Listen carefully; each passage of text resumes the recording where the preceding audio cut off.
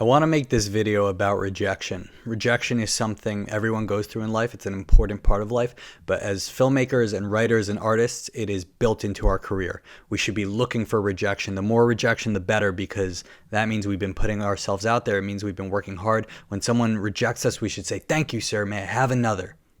But there are certain forms of rejection that are so cruel, so ruthless, so sadistic that they need to be addressed. And I experienced one of those forms of rejection today. The type of rejection where at first you're not rejected, you are accepted. But that person in the position of power, just with the snap of a finger, takes that acceptance away from you. So I'm going to dive into this story. I will share an email correspondence with you with this person. I will obviously keep it anonymous. I will keep the content of my work anonymous for now because I want to share it at another time. But basically, here's a little bit of the backstory. I'm developing this documentary. It's going to take some time to edit it. But in the meantime, I feel that the story, the topic is incredibly timely and urgent.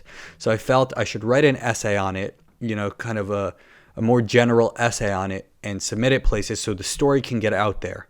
And then, later I'll release the documentary.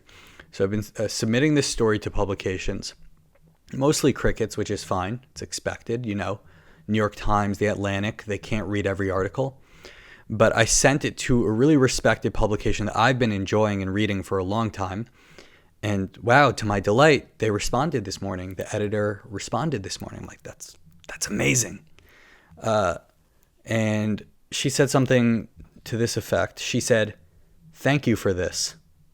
That's important. That line is important because it will come back later. She says, "Thank you for this.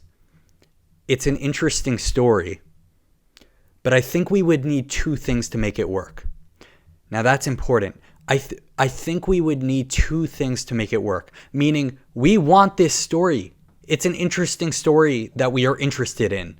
Just do these two things and it would work, right? That's what she's saying, because if she didn't want the story, she wouldn't have responded like the other publications, or she would have said, "I'm sorry, we'll pass."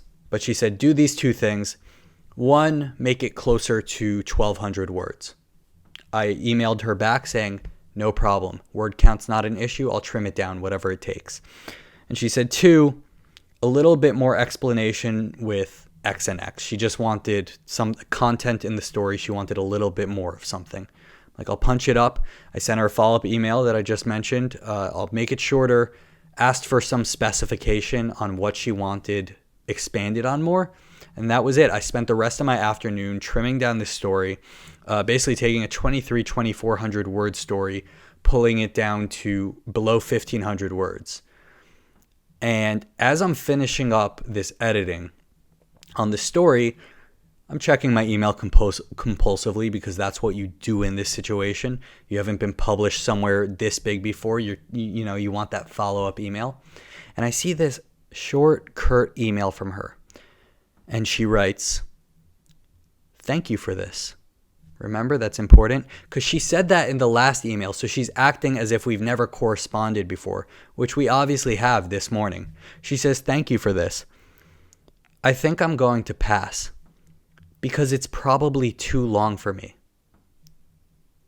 But I do hope you find another place for it." She's saying it's probably too long for me after she asked me to trim it down. Now, I don't know what was going on through her head. I'll give her the benefit of the doubt. She's probably not a bad person, but this was a horrible thing to do. This was a terrible thing to do. I'm an aspiring writer. And she knows that. I said that in my introductory email. And she just pulled the story from under me. And it's possible my follow-up email overwhelmed her when I asked to, specify certain details about what she wanted me to expand on. She just saw it, has a bunch of stuff to do. Washington's burning. She's like, this is too much for me. I pass. But that's not the way you conduct yourself. And I want to make this video to say that when we are in this position of power, and we will be someday, we will not behave like this. I don't care how much we have on our plate. I'd rather not respond to someone or tell them outright that I don't have time for this, I pass, than accepting someone, having them spend the day trimming over 800, 900 words of something based on the content that is clearly very personal to me, and then saying, I'm sorry, I'll pass. Good luck. So I don't know what's going on with her, but that is what happened.